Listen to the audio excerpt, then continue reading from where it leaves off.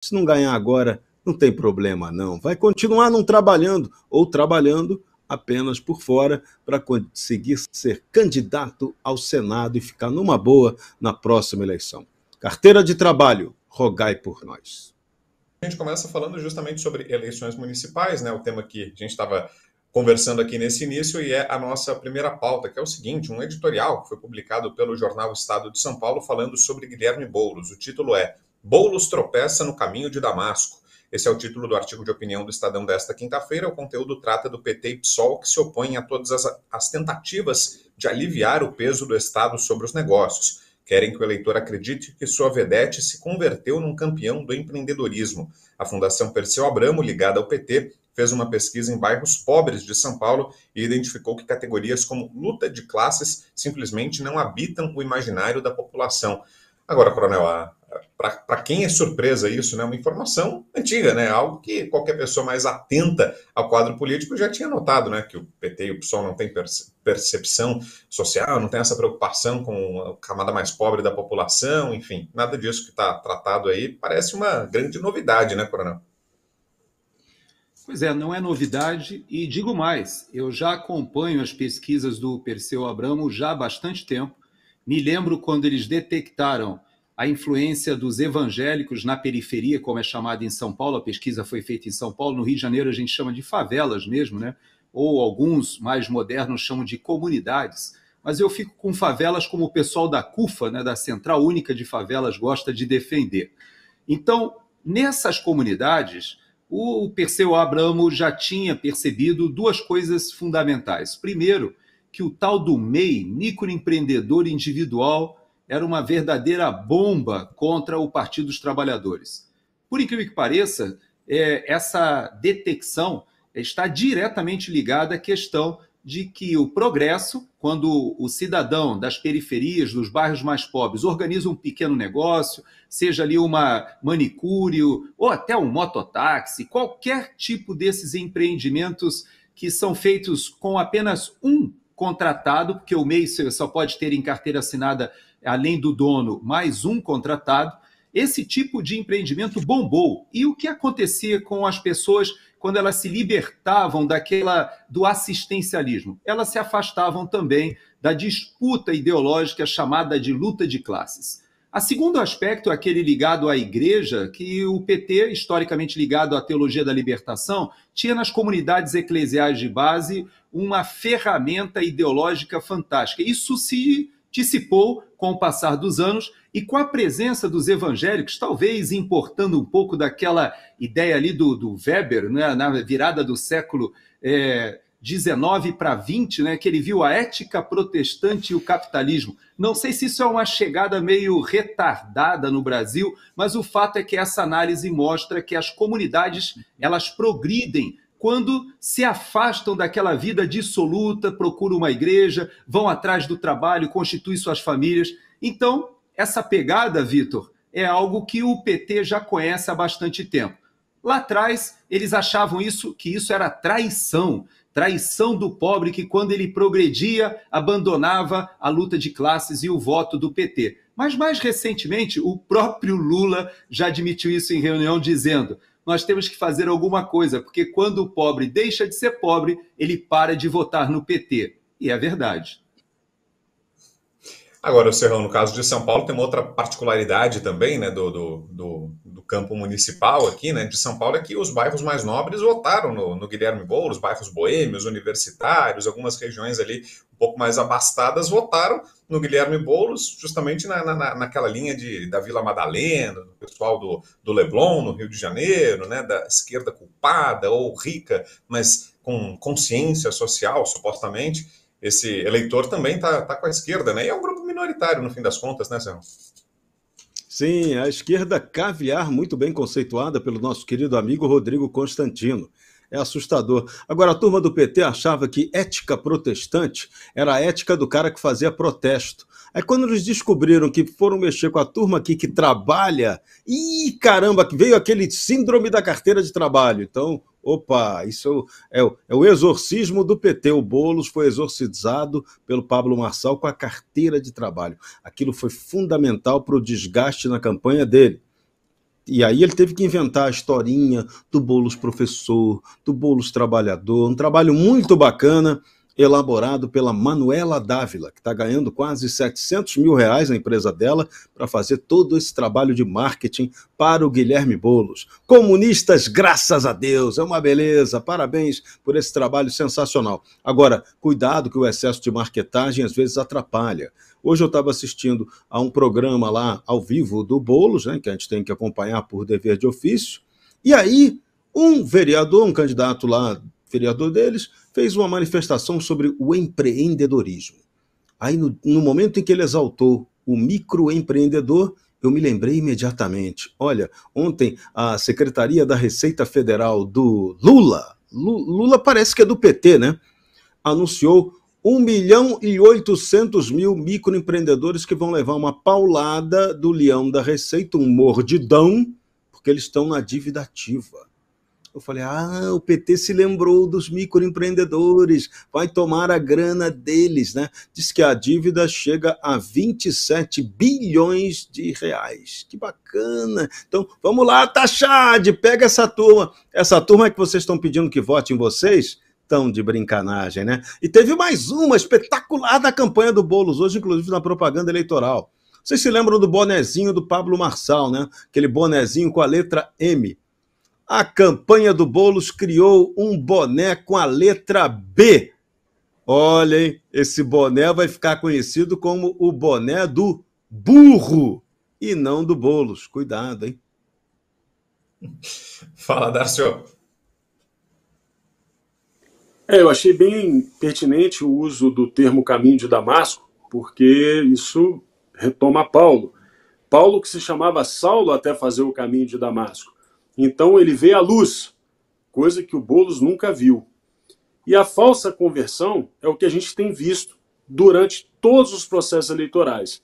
O Paulo da Bíblia, de quem o Estadão tomou emprestada a história, ele não se converteu e de 4 em 4 anos aparecia na igreja. E nem Boulos vai sinalizar para o empreendedor que ele vai ficar permanentemente cuidando deles. Ao contrário, é uma sinalização momentânea. Por isso, o tropeço. É importante explicar isso para a população. E a Fundação Perseu Abramo está descobrindo aquilo que todos nós sabemos. Essa coisa de luta de classes, teoria do valor trabalho. Teoria do valor trabalho habitava a cabeça de Marx e de Hitler também. Ele é adepto dessa teoria. Mas para quem trabalha todo dia, pega ônibus lotado, está cuidando da família, não tem tempo para poder se apegar a esses fetiches socialistas que os mais abastados, a elite, tanto gosta. Tanto é assim que o resultado eleitoral, como bem trouxe o Vitor Brau, é normalmente positivo, aonde as pessoas vivem melhor. Socialismo é fetiche de rico e eu acho que essas eleições estão mostrando isso de forma muito clara. Muito bom. E olha, ainda sobre essa campanha do Guilherme Boulos, uma outra informação é a seguinte: o presidente Lula desistiu de vir a São Paulo nesse final de semana, onde participaria de atos de campanha com Guilherme Boulos. Isso estava previsto para acontecer no sábado, na véspera da votação. E, além disso, Lula também não irá a São Bernardo do Campo, onde ele vota para o segundo turno da eleição municipal. Como tem mais de 70 anos, o voto é facultativo e, segundo a Secretaria de Comunicação Social da Presidência da República, a decisão de adiar a viagem foi tomada pelo próprio Lula. Que coisa, hein, Serrano? Não é a primeira vez, né, que o Lula deixa o Boulos na mão, no primeiro turno também, né, demorou para aparecer na campanha, várias vezes combinaram lives, atos de rua, o Lula não apareceu, em cima da hora desmarcou, usou como pretexto o problema do avião no México, agora usa como pretexto o suposto acidente doméstico, que aí vai ser investigado ainda, né, tem um pedido do deputado Evair para avaliar direitinho essa história, mas foi a justificativa agora, né, para que o Lula não venha como consequência do problema de saúde que ele teria sofrido essa semana. O que achou, hein, Serrão, dessa decisão do Lula? Fiquei muito consternado, com a alma lavada, enxaguada, tristíssimo. O presidente não vem nem votar, né? Caramba, não vai nem a São Bernardo votar no candidato dele. Caramba, hein? Que coisa feia, que situação complicada. Tudo por causa do banquinho ou tem aí agora, tem até uma piada que está rolando aí, né? que a Polícia Federal vai abrir um inquérito para investigar o possível causador do acidente do presidente Lula. Que não foi o banco, por favor, a turma da piada do sofá, do banquinho, não foi o banco. Estão dizendo que foi um tal de Velho Barreiro.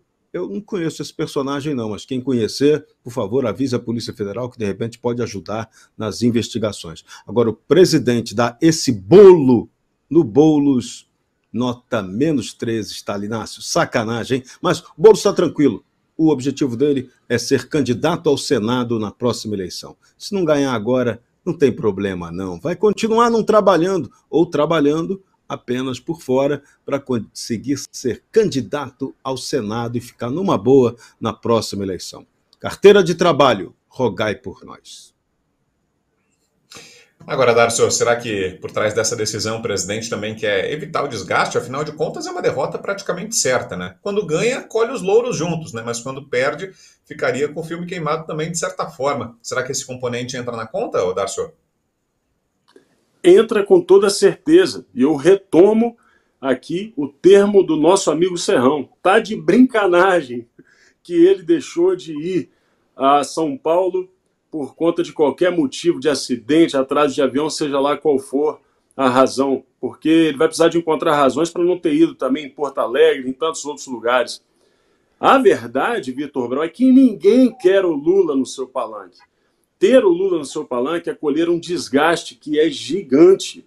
O dólar não para de subir, a população sente o preço dos combustíveis, o preço dos combustíveis começa a pressionar o valor de remédio, de alimentos, entre outras coisas, e a população já percebeu que, infelizmente, o navio está afundando.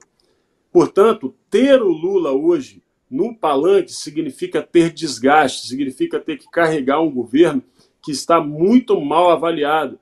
Claro, tem aí algumas agências que estão avaliando o governo de forma amigável para o governo, mas a gente sente nas ruas que hoje o Lula, em qualquer campanha, é uma âncora que leva qualquer um para o fundo desse oceano eleitoral. Então, Vitor Brau, a verdade é essa. O Lula usa o acidente e vai usar qualquer outra razão para não precisar visitar os seus candidatos, que são poucos, né? Afinal de contas, o resultado do PT nessas eleições mostra exatamente isso que a gente está falando aqui. O PT está muito mal avaliado pela população brasileira.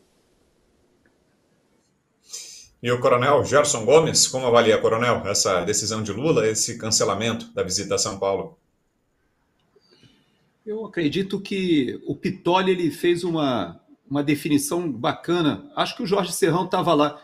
Ele falou sobre o atestado de segunda-feira, aquele famoso atestado que o pessoal mete ali, passa o final de semana, passa da conta, né?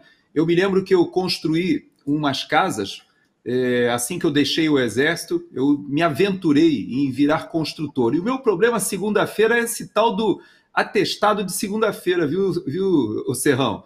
O pessoal apresentava lá dizendo que tinha bebido demais no final de semana. Pode ser que o tal do teu velho Barreira esteja relacionado a isso. Mas o fato é que esse atestado ali, para não ir na reunião do BRICS, que foi muito bem colocado, estrategicamente apresentado, reverberou também na campanha de São Paulo e até de São Bernardo. Embora São Bernardo, se eu não me engano, o PT nem foi para o segundo turno. Ali eu acho que já era pior ainda do que a situação da capital, que ainda tem ali a possibilidade de uma disputa que ele podia se fazer presente. Mas eu volto aí à questão que foi muito bem explorada pelo Darcio, da questão do caminho de Damasco, ali foi abordado ali pelo Estadão. De fato, aquela passagem bíblica nos remete a alguém que se encontra com Jesus e muda radicalmente o seu caminho. Ele, inclusive, fica cego naquele encontro, depois vai ali a Damasco e ali os olhos lhe são abertos e, a partir dali, ele, de perseguidor dos cristãos, passa a ser até um dos grandes apóstolos. Agora, eu não acredito nessa conversão do Boulos. Eu creio que esse fenômeno que ele tenta colocar de algo mais palatável não cola ali em São Paulo, e o Lula também, a essa altura, não poderia se arriscar a desgastar ainda mais a sua imagem nessa falsa conversão. Então nós temos aí, como o Serrão diz, alguém que vem de um final de semana talvez meio ébrio e com outro falso empreendedor individual ou falso apoiador do trabalhador. Esse é um fenômeno que está acontecendo no mundo todo, viu, Vitor? Na verdade, a Perseu Abramo não descobriu algo que é só do Brasil. O Partido Democrata aqui nos Estados Unidos se afastou também do movimento sindical, das union. Por incrível que pareça, estão muito mais próximos até do Donald Trump nessa eleição. Na Inglaterra, o trabalhismo se afastou do trabalhador e se juntou ao mercado financeiro, aos metacapitalistas. Então, é uma tendência mundial. Então, não creio que é algo só de São Paulo, não, viu, Vitor? Eu creio que a esquerda mundial ela está muito mais sofisticada e afastada do trabalhismo, e isso aconteceu no Brasil também. Perfeito. E olha, ainda sobre a eleição aqui em São Paulo, um outro destaque, olha só essa notícia. Boulos contraria estatuto do PSOL e recebe dinheiro de familiares de banqueiros. Uma reportagem da Revista Oeste que diz o seguinte: Guilherme Boulos, do PSOL, candidato à Prefeitura de São Paulo, arrecadou R$ 668 mil em doações de pessoas físicas para sua campanha neste ano de 2024. Desse total, 600 mil reais, ou 90%, vieram de 4 herdeiras de instituições bancárias, o que contraria o Estatuto do PSOL.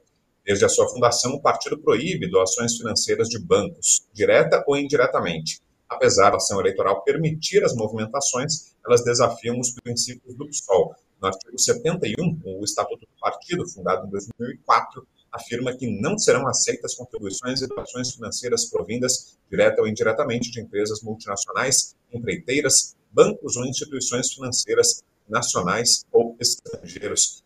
Darcio Bracarense, aí, né? Se não tem, para um candidato, isso é algo que pesa demais, né? O eleitor olha e fala, poxa, você não respeita nem o próprio estatuto, não teve compromisso nem com o que o partido prega, e dirá com as promessas de campanha, com aquilo que está sendo prometido para o eleitor, né, Darcio? Agora, eu só não sei a incoerência, se ela parte do PSOL ou se ela parte do Boulos. Porque se você fizer uma análise histórica, ou seja, se você olhar para os pais do PSOL, que vem lá da Revolução Russa, você descobre, por exemplo, que tinha lá o Jacob Schiff, um banqueiro, que patrocinou a Revolução Bolchevique, assim como John D. Rockefeller, outros banqueiros também. Tem um banqueiro famoso, que é o Alexander Helphand. Esse cara patrocinou a volta do Lenin para a Rússia. Afinal de contas, ele estava exilado na Suíça. A história do socialismo, a história das revoluções, a história da mentalidade revolucionária, ela foi bancada com dinheiro de banqueiros, queira o PSOL ou não. Colocar isso no estatuto não muda a realidade. A grande verdade, e mais uma vez as eleições servem para poder mostrar para a população como funciona esse sistema, é que, para os banqueiros, o melhor sistema que existe é o sistema com controle total do Estado. E o Boulos, ele é parte desse sistema.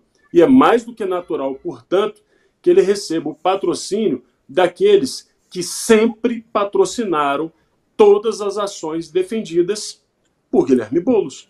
Portanto, eu não vejo tanta incoerência assim. Talvez, para enganar a militância, o PSOL tenha colocado isso lá no seu estatuto. Mas se você fizer uma pesquisa muito rápida acerca de 2022, você vai ver que um dos maiores financiadores do Lula foi a herdeira de um grande banco brasileiro.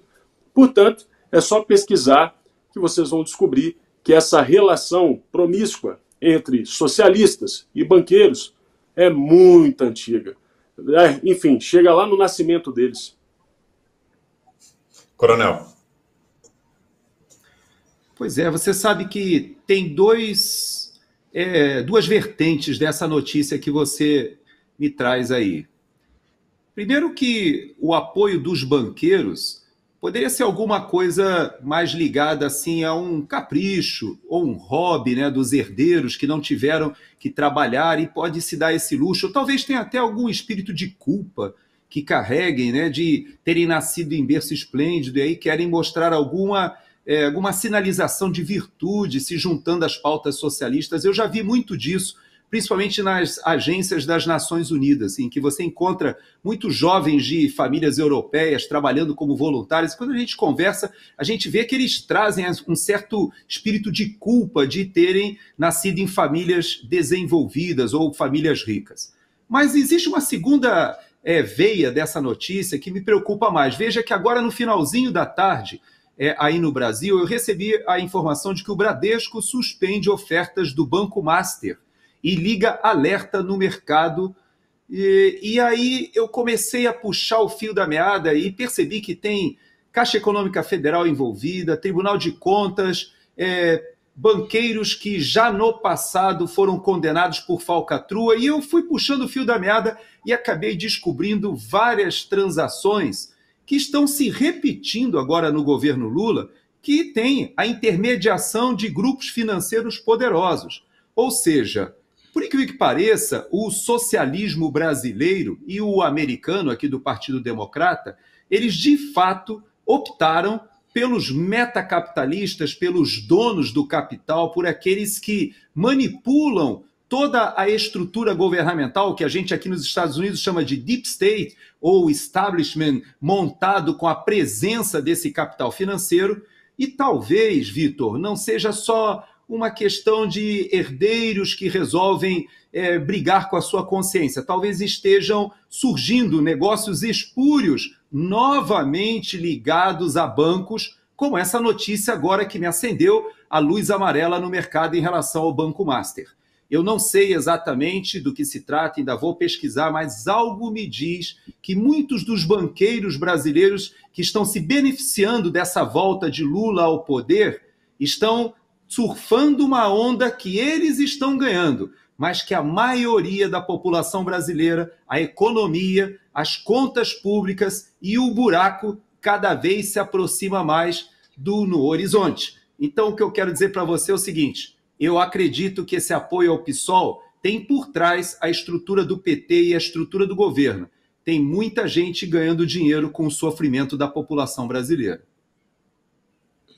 Concorda, Serrão? Será que não é só a ideologia que explica essas contribuições tão generosas? É o socialismo da vagabundagem. É isso. Se Freud não explica, talvez Karl Marx consiga dar alguma explicação. Karl Marx que era bancado por Friedrich Engels, que também vinha de uma família de banqueiros. Então, nada nos surpreende. Agora, aqui no Brasil, tem que lembrar uma falha grave da famosa, poderosa, muito bem meritória Lava Jato. A Lava Jato não cuidou de apurar crimes societários e nem como os banqueiros fizeram todo o esquema de lavagem de dinheiro com a palheira do petrolão e etc.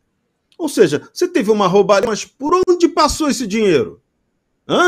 Ninguém investigou isso com profundidade, porque se fizessem isso, aí não ia cair a República, podia cair o planeta Terra, né? Poderia cair o sistema globalitário financeiro. Então, isso aí não foi apurado, não teve condição de ser apurado. Então, foi uma falha. A gente tem que lembrar essa falha da Lava Jato, ou essa habilidade da Lava Jato. E agora, de novo, vem à tona a história de que o grupo JF estaria interessado em fazer parte pesadamente do capital do Bradesco, um dos grandes bancos poderosos do Brasil. Então, a era Lula é uma era que acena para os banqueiros, faz parceria com os banqueiros e eles seguem, na verdade, como o PSOL e o PT, o consórcio seguiu, aquele lema do imperador Vespasiano. Vespasiano disse para o seu filho certa vez: meu filho, dinheiro não tem cheiro. Então, de onde vier, pegar que está valendo. Boa. E deixa eu aproveitar que a gente está falando aqui de eleições em São Paulo, aproveitar para tocar num tema que muita gente está comentando, tem opiniões divergentes aí sobre isso, será que é uma boa, será que não é? Que é a sabatina que teremos amanhã, a sabatina de Pablo Marçal com Guilherme Boulos. Pois é, o Pablo Marçal, que foi derrotado na eleição, terminou no 3º lugar, anunciou que vai fazer sabatinas e convidou os dois candidatos, Guilherme Boulos e Ricardo Nunes, para sabatinas nas redes sociais dele. O Guilherme Boulos aceitou, Ricardo Nunes recusou. E a do Boulos já está marcada, vai ser amanhã ao meio-dia. Vou inverter a ordem e começar aqui contigo, Serrão. O que achou da iniciativa do Marçal e de lado a lado das decisões do Guilherme Boulos, que aceitou o convite, do Ricardo Nunes, que recusou? A iniciativa do Marçal foi muito esperta. Ele mantém o nome dele em evidência. E o Guilherme Boulos até se dá bem nessa história, tá? Porque ele já está na estratégia de campanha, como falamos ainda há pouco, tentando pegar o eleitor do Pablo Marçal e atrair para o lado dele, né? Então, na tentativa de se salvar no fim dessa eleitoral, tudo, e o Boulos está no esquema vale tudo. Então, ele vai tentar fazer um discurso em que ele tente cooptar o eleitor do Pablo Marçal. Não vai ser fácil.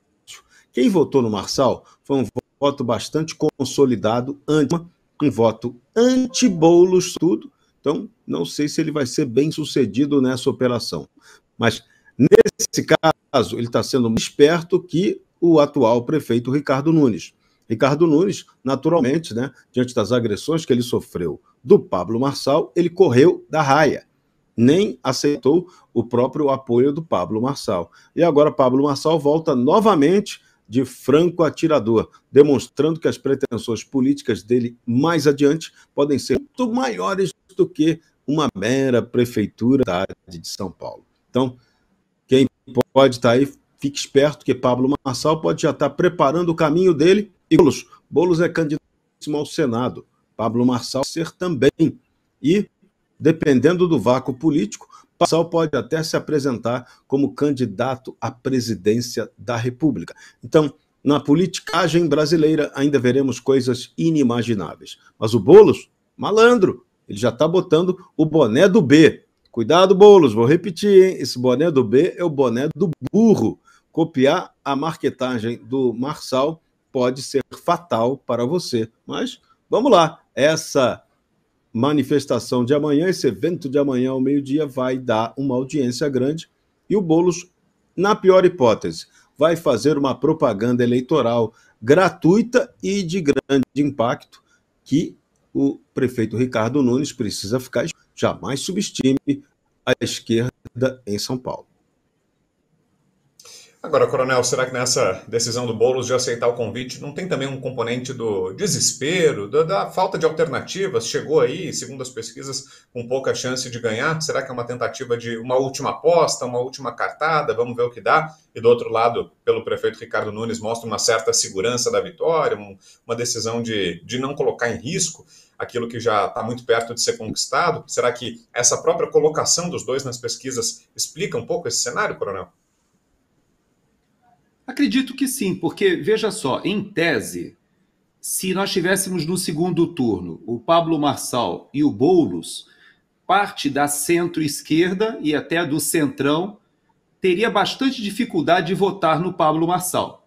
Então, em tese, nós teríamos uma disputa do ponto de vista ideológico mais polarizada e que o centro tenderia ou se abster ou até votar no Boulos, quem sabe.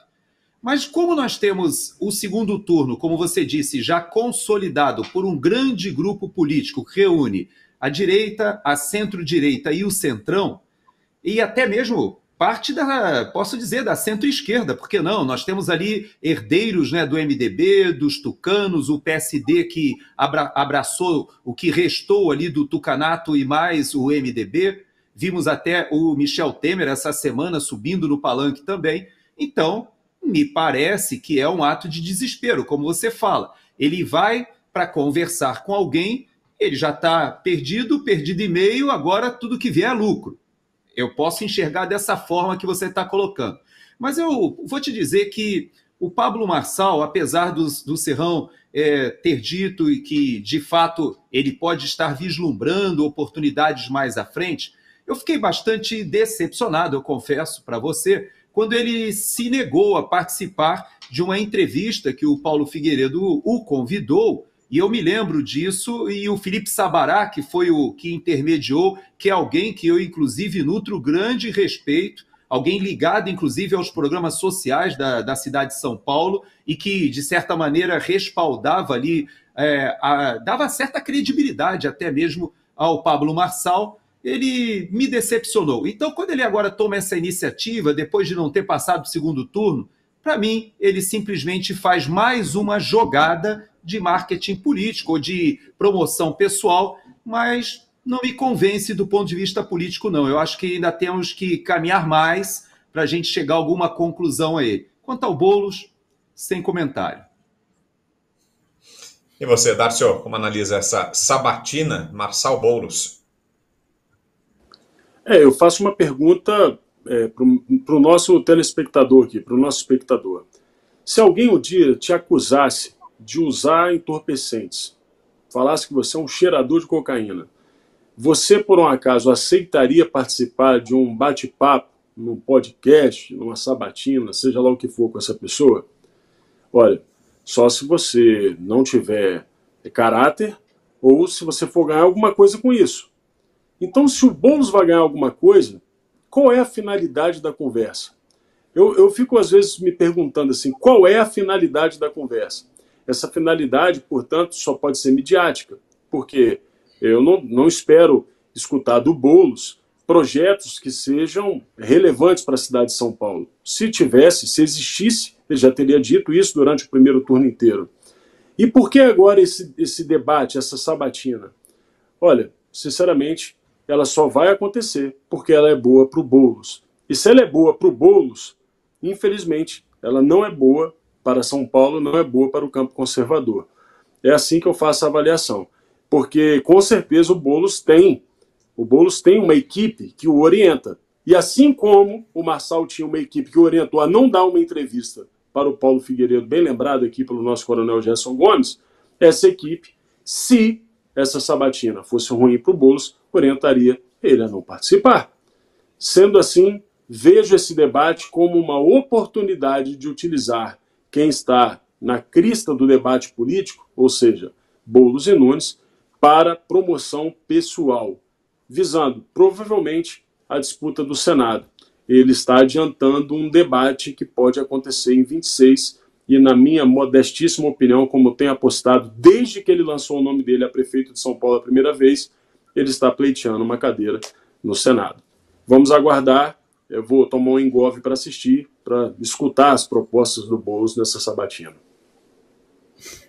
Pois é, Serrão, e sua expectativa? De lado a lado, como é que será que vão se comportar os dois? O Pablo Marçal, será que vai ser aquele mesmo que a gente viu no primeiro turno, cheio de efeitos midiáticos e provocativo? E o Guilherme Boulos, será que vai tentar uma pegada mais leve ou vai para esse enfrentamento? Como é que será que vai ser, Serrão? Tem palpite?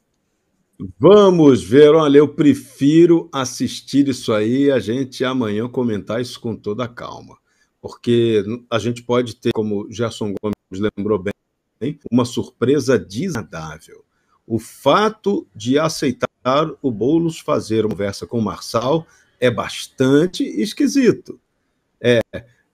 Dois pontos. Ou ele está realmente apelando, porque ele não tem nada a perder, ou ali tem uma estratégia, uma teoria de repente desenhada. O ponto é, Boulos está de olho no eleitorado do Pablo Marçal, até a brincadeira do vizinho já indica isso.